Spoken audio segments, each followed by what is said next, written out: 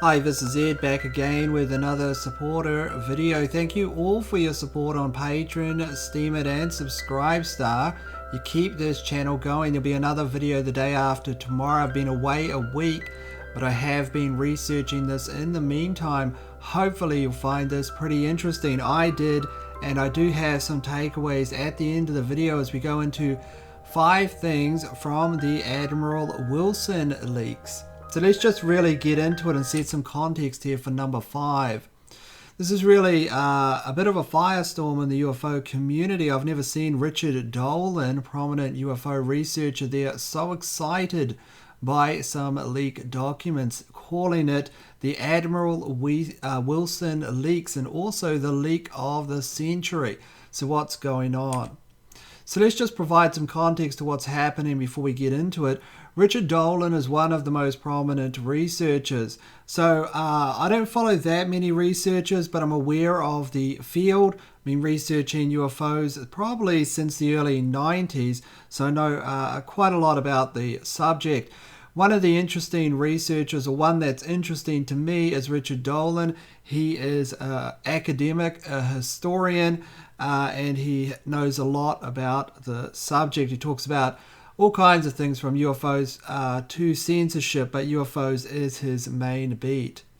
This also has to do with the documents that were obtained by Grant Cameron, also a prominent researcher there.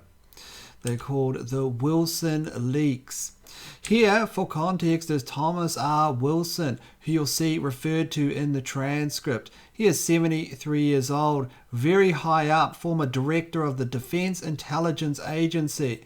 This leak is about Dr. Eric Davis, who is an interesting character. I'll go into them a bit later. But Dr. Eric Davis, transcript talking to Thomas R. Wilson there. And Thomas R. Wilson was making attempts to get some more information about UFOs and what they are, but failed. But in the transcript itself is a lot of interesting details which Thomas R. Wilson seems to have confirmed. So a link to Richard Dolan video will be posted in the description, so you can check that out. Of course, he will be covering it a lot more than I will, and probably in a lot more in depth. Also, a good researcher, I think. So let's have a look at a clip from when Richard Dolan was talking about it today, and then we'll have a look at some other stuff, and then we'll get into the documents, and I'll go through all of them, or at least the main takeaways, as well as paste a link in the description to all of the documents in screen capture form on Instagram. So let's just really have a look at the first clip from Richard Dolan before we get into that. It's been a week since I described what I called the UFO leak of the century. This concerned the 15 pages of notes taken by Dr. Eric Davis following his 2002 meeting with retired Vice Admiral Thomas R. Wilson. And this concerned Wilson's failed attempt to gain access to deeply secret and mostly privatized black budget programs to reverse engineer alien technology. So that's just a short introduction there from Richard Dolan. The Eric Davis he's talking about is a prominent researcher. He's formerly associated with what's called NIDS, if you heard about that in the late 90s there, with Colin Kelleher there that worked with George Knapp and all that stuff with the Skinwalker Ranch. A billionaire by the name of Robert Bigelow started up this investigation team. Robert Bigelow is really big in aerospace. He made his billions in hotels. So this is Eric Davis here. You can read a bit more on screen. He's got a PhD. He's the Chief Science Officer for Earth Tech and the Institute of Advanced Studies in Austin. And he specializes in a lot of things, including energy, propulsion, nuclear power, and propulsion, and things like that. He was associated with NIDS. Okay, Robert Bigelow ran that. He wanted to get some answers. This is decades ago. Robert Bigelow would then find himself in where? Well, he would find himself in the Pentagon with that $20 million program, which is linked to the stars, or at least the whistleblowers, quote unquote, from To the Stars, taking information from that and into the New York Times. So you got to understand there is a wide connection here to the stars, which will go on a bit later, because a lot of people say, where did these leaks come from? Well, who leaked them and for what reason? Let's just really get into the actual documents themselves. Just some other information here for number 4 as we've addressed the main context here. So the information came out, it was published in an interesting way, was obtained. It's also on Instagram. I'm not sure if it came onto Instagram first. I believe it did, because it's dated on the Instagram post with the documents on the 20th of April, which was long before people started talking about it, but I'm not sure exactly where it was actually published first. Here's a brief overview here from June the 15th on the provenance of the documents. It's worth stating that these have, it seems, a lot of provenance. Okay, there's a lot of these mentioning of these meetings and talks and things that seem to all connect together that happened over the decades prior, dating back to here. You've got all these videos in terms of in terms of the time frame, which are documented online and on various websites, etc. So let's have a look at a little bit more of Richard Dolan, and then we'll get into these documents. It's pretty obvious to me that there are probably quite a few other individuals who over the years have been shown these notes in one form or another for reasons of career, professional, private life, whatever. I'm guessing that most of them will be quite happy to sit on the sidelines and watch all of this develop rather than participate in this whole event, which is fine. It's understandable. With one of the key people involved in the leak, he has agreed to having his name released. And he's also answered a number of questions that I've asked him about this whole matter and about the leak. He's still intent on protecting the anonymity of the primary source of the leak. All right. But as you're going to see, he's given us quite a bit to work with. In his most recent post, and I have linked it below in this video, Keith reaches a conclusion about the ultimate source of the leak. And I will just say that from every single thing I have learned behind the scenes, that Keith Basterfield's conclusion is absolutely correct. So Richard Dolan goes on to believe, in a statement published on his website, that he believes the documents are real. And usually Richard Dolan is quite reserved, okay? So that was interesting, because he said he's got some background knowledge and talked to some people in the shadows, so to speak. Now, I'm sure that for the most part, people believe they're real. That probably is the case. The point is these documents do show different layers of government, and you've got to ask yourself, what's the objective here? So UFOs, of course, have been around for a long time. I'm not going to go into the history here. Let's just really get into the information. Here is just that famous Google patent I went on about before, just for number 3 as an introduction here. So the addressment here with the leaks, so these are 2002 meeting between Dr. Eric Davis and Admiral Thomas Wilson, and here are the leaks themselves. I'm going to flash through the documents, and I'm going to just point out the interesting parts of certain parts of the documents to me. Now, obviously, these were screen captured. Okay, so there's going to be repetitions in lines. There's going to be more pages than there actually were. There were 15. I've got about 17, because sometimes, of course, I had to capture at different places, repeating information to get some good screen captures. But again, if you want to look at the full documents, you can check out the description, which will have a few links in it, which I think you'll find of interest. So here is one specific part of these documents that I found interesting. Now, I'll just address these acronyms here. TW is for Admiral Thomas Wilson, so that's Thomas Wilson, the Admiral. EWD is Dr. Eric Davis. W is his middle name. So you can see this transcript happen here. So here's one interesting part here when they were talking, and this is where the Admiral confirmed or etc. He said that yes, it's true that Stephen Greer etc. gave a talk at the Pentagon. Okay, now Stephen Greer has been claiming that for a long time. According to these documents, it's true. A lot of people, if they have information, they say, you know, they might get invited to talk there. I don't know a lot. I know a bit about Stephen Greer. I don't know. I think with Stephen Greer, he believes what he's saying. I don't know what the case is there. As I said, I'm an 80% believer. I'm an 80% believer. I like to look more at the ancient past and connections there and some of the stuff to see if I can make some dot connections. One of the interesting parts here is he's stating that Thomas Wilson was intrigued. He knew about the intelligence on US military intel, UFO close encounters, and foreign governments. He had seen records. Of course he would. I mean, UFOs are real in the sense that there is unidentified flying objects. And he would be aware of them. He was literally in charge of these areas. Another interesting thing here is in regarding, let's just have a look at this here.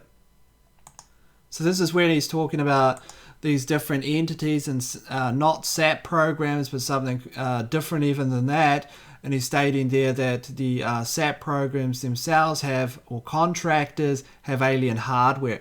Now, the narrative within the UFO community is that a lot of this information has gone into quasi-military private contractors like the likes of Lockheed Martin, Raytheon, these types of people.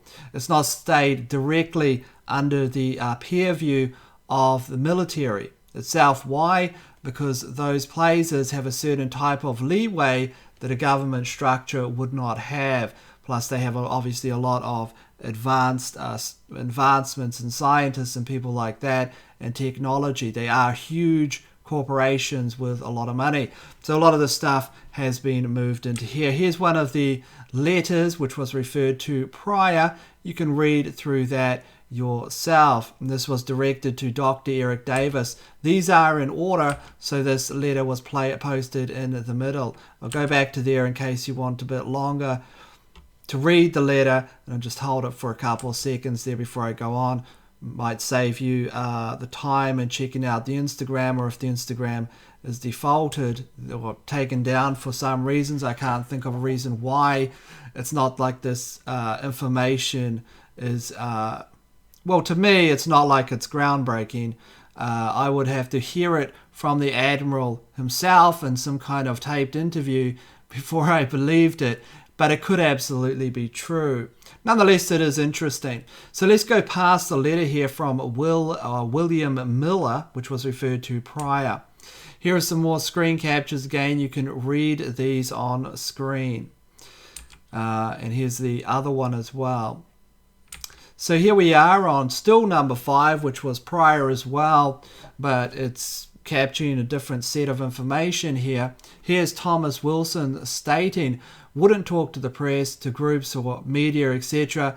No, he won't talk to Miller or Greer or related folks or something. No one vested interest in publicity, money, fame, etc. according to this transcript. So let's just continue. Here is some stuff about basically a lot of government acronyms of them talking, things that are being referred to, so on and so forth. Let's just keep on going here. There is a lot of this information, of course, and these are posted mainly in here for reference purposes. So here's another interesting part, again talking about, this is Philip Corso, who was Colonel Philip Corso.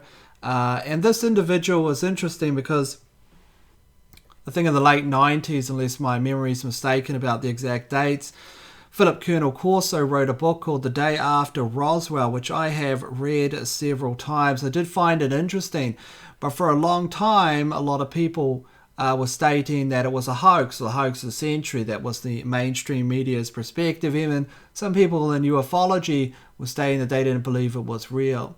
Well, here Thomas Wilson talked about Colonel Corso, etc., and he believes that Colonel Corso's story, to what he has learned at the meeting, is more than enough to believe Corso told the truth about seeing alien hardware. Now, Philip Corso was at really the heights of certain types of areas in the Pentagon. In fact, he was situated in a department which was part of the Foreign Research Division, Advanced Foreign Research Division, or something to that effect. And he has a lot of credentials, okay? And he spent his life in the intelligence sector in the Army. He was one of the aides for a famous general, and so on and so forth. So it is an interesting book. One of the big claims about Philip Corso is he states he invented fiber optic cable. Didn't invent it, but he took these technologies out of what this private research division that he set up, which was looking into private technologies, such as the things that they found off UFOs, of which he only had a really small fractionary part of that. The rest was sent to the Navy, the Air Force, etc. And he learned about these types of things by taking these to research divisions which are under his control. They said this is fiber optics, this is night vision, enables night vision. He claims that technology came from the windows of the craft, and this was subsequently filtered out into society. The main reasons behind that was benefiting humankind, etc., according to that narrative, which would make sense in a strategic, a geopolitical strategic environment where if you did have a clandestine program, perhaps one of the strategies would be continually leaking out to civilization, or to keep the tech of civilization, even though it's behind somewhat in scale with what you're developing. Because if there was any conflict, etc., of course, civilization as a whole would have to come to terms. They'd have to know what certain technologies are. So the implementation, according to Philip Corso's Day After Roswell, at least the narrative in there, is the implementation of these technologies from the clandestine parts of the military sector implemented into private programs, at least from the army perspective or his division, and then implemented into society. Philip Corso stated that he's seen some alien bodies only briefly when one of the guards, he was in charge of a base or something to do with this, and one of the guards left, and he saw one of the bodies. I'm not sure he was in charge there. He also worked in espionage in World War II, okay, which was the counterfactions there, I believe, from memory, in Italy, but it's been many years since I've read that book. So these were some of the main takeaways here, but one of the specific takeaways which a lot of people are talking about is here at number 2, and this is on page 15 as we go through some more of these documents. So here he says a number of things they're talking about, and these are bullet points of the conversations they talked about. And one of the things he said, the program manager said they didn't know where it came from. They had some idea of this. It was technology that was not of this earth, not made by man, not by human hands. So that was one of the takeaways there. So on and so forth. So what was the outcome? Thomas Miller saying the meeting was broke up and I returned to Washington. So this was the meeting between, these individuals, okay, that know all of these things apparently. I'm sure they do.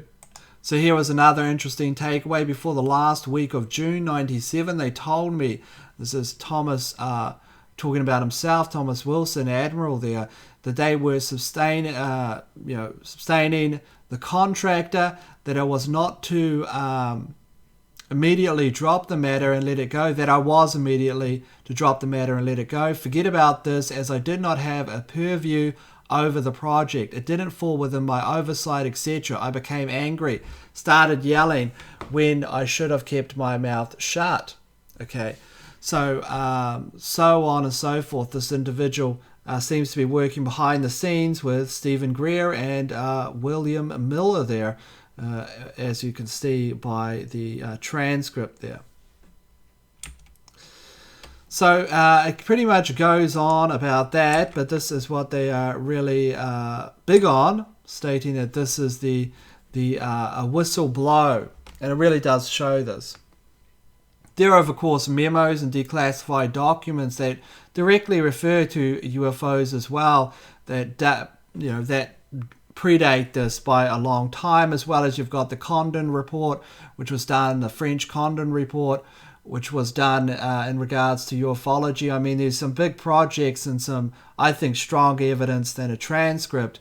But according to a lot of UFO researchers, They are really big on this because they knew about this specific meeting behind the scenes for a long time.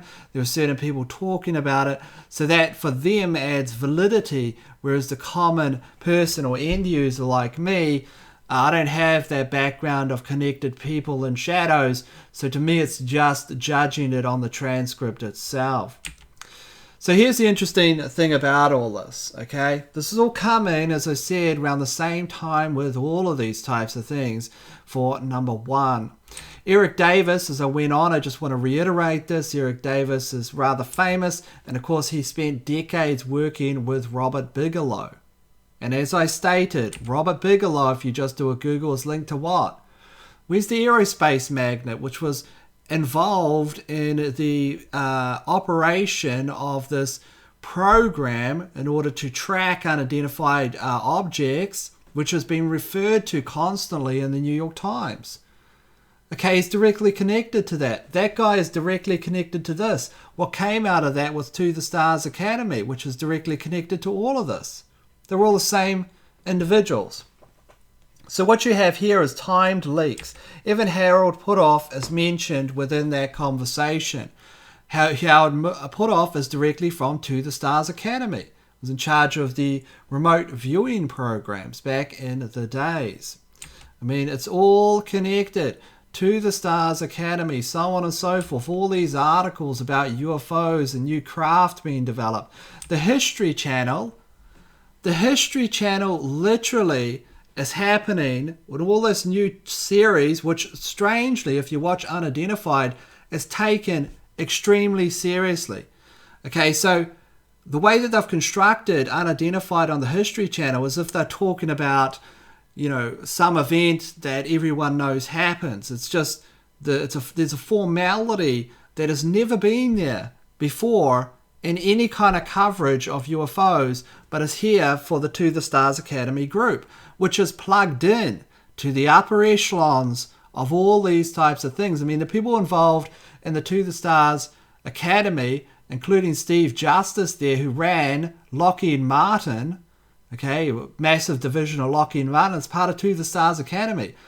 So I'm not saying these people aren't connected and would know. This individual here, Alexandro there, keep on forgetting his name, he ran these big programs.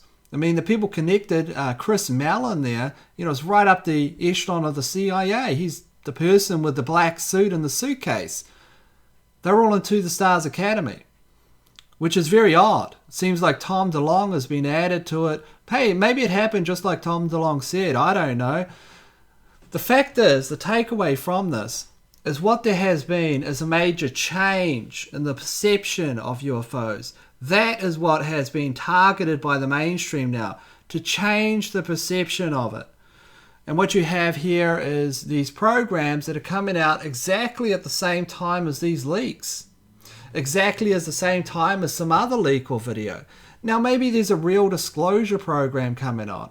But hey, Unidentified is the same people running with Russia hacked the election. Russia hacked the DNC. I mean, they said that straight in the TV show. Now, that is, if you look at Veterans Intelligence Professionals for Sanity, it's not reality. I mean, William Benny, who pretty much ran the NSA's, these huge programs for the NSA, said that the download speed was too high. Okay, and they analyzed all that. You've seen numerous videos on it. So you've got to remember, it's the same group of people linked to John Podesta, linked to all these individuals that now are suddenly going for disclosure. The question is, why? Well, look, let's not be naive. I don't know if any of this stuff is real. Maybe it is. The fact is you don't need these documents to say that they were talking about these kinds of things. It's nice to have some documentation. Whether it's real or not, I have no idea. But they've been talking about it for decades. I mean, the reality of the situation is, if you know a little bit about the subject or you research it, that it's all over the place. There's videos everywhere of these things that predate anything, okay? Right back to well, there's no video, but right back to all the pilot sightings in World War II. Okay, right back to those times they used to call them Foo Fighters. Right back to through the ages. There's paintings, there's everything. But there's also, in these recent leaks and this agenda, there's a stratagem happening here. Now, the stratagem might literally be a precursor to disclosure. Okay, you've got to have a strategy if you're going to try to work on a disclosure process. You've got to have a strategy in order to put it together and say, okay, we have to bend the narrative. Because before, the History Channel was playing the X-Files music, and then they'd have some debunker on it who'd call it all just lunacy. How many times have we seen some scientists, quote unquote, come on straight after and call all these people lunatics? Okay, it happens over and over again. Now, there's not any evidence, any hard evidence where you can walk outside and get a UFO, so you can understand that kind of perspective, but they never package the subject in a serious way. Okay, even the editing, and you can see with the visual editing style of Unidentified, it's done extremely well. In fact, in those episodes, I've seen those precursor episodes, they've kept Tom DeLonge right out of the show because it kind of, I think they want to focus more on these extremely serious people, and they are extremely serious people, like Steve Justice, Chris Mellon, etc. are extremely serious individuals right up there. You know, some of it cracks me up when I was watching it, and Steve Mellon said, oh, it seems like something about them being real. I said, if he doesn't know if they're real or not, he ran the clandestine shadow programs for the United States government at the highest echelons of power. If he doesn't know what's going on, I don't know who does. But I think there's this kind of thing being built. What's happening? I don't know what's happening, but I expect what we will see happening. I don't know what's happening overall, but I expect what we will see is more and more of these disclosure types of things coming out the same entities that have all the people behind the scenes pushing it. It's not just To the Stars. To the Stars would not be able to acquire all of those infrared fighter footage of the planes and these kinds of tic-tacs that they were going on about and Unidentified, and before that and the other articles precursor to that in the New York Times, without a lot of other people behind the scenes said, yeah, you should, let's do it. Why is the question. Look, I'm pretty sure about 80% that UFOs are real. Okay, that's a rabbit hole of itself. But here's another rabbit hole. Why now, and what do they want? Because people don't do stuff unless they want something, at least in this size, okay? This isn't someone giving away free oranges or someone in a conference room talking about, I don't know, the fact that, well, some conspiracy or saying that people do. This is a group of individuals connected together at the top echelons of the pyramid with a whole lot of people behind them that are pushing this idea of UFOs constantly for some reason. What is the reason? What has changed? Because I'm telling you, they didn't wake up in the morning and grow a conscience all of a sudden. That's not the way it works. People in power want to hold on to power. And these people are extremely powerful. So what do they really want? And what is their objective with all this stuff? Anyway, that was an overview of the Admiral Wilson documents. If you're disappointed at the end of this video that there wasn't a picture of an alien or something, I don't blame you. I mean, I read it. It was interesting. And I read it and I was like, okay, yeah, that's talking about aliens. It doesn't mean anything to me. I've seen Lord Hill Norton, who ran NATO, talk on video about the fact that they were real. I've seen the Canadian Defence Minister say they are real. Some admiral says they're real and a leaked. I mean, I'm just like, okay. I've seen them do that on video. Okay, and I've seen Philip Corso, etc. And I still don't know if that's 100% real. He certainly did have the capability, if UFOs were real, to work on them. But you've had major conversations about these types of things with people at the echelons of power. You have presidents of the United States talk about them, the fact that they've seen them. Jimmy Carter is one specific example. Anyway, I hope you liked that video as we journeyed into that a little bit. It is an interesting field. Of course, there's a lot of stuff in ufology, which is extremely interesting. I think the rabbit hole is as deep as it could ever be in that field. A lot of things connects together, but this whole push, there's just something wrong with it. It's like you're in a car after the apocalypse and you just meet a stranger who says that there's a whole bunch of food at the primary school, let's just all go. And when you go there, you see people in the shadows with rifles. It feels like an ambush. I don't know. Maybe I'm just cynical. I don't know these people. I don't know what their real motives are, but it just seems weird. Okay, it seems weird. Who knows? Tell me what you think in the comment section and let me know. And thank you all for your support. Of course, I was away a week. I do feel quite a bit more refreshed since I was gone. I wasn't having a vacation though. I was working in the real world. But it was quite refreshing to stay away from the news cycle for that week. In the meantime, stay safe, take care of yourselves. Do your own research, decide for yourselves. Don't believe me. Maybe the documents look, amazing to you. Hey, you know what? That is fine with me. It's a more amazing world with different opinions. So in the meantime, stay safe and I'll see you all later.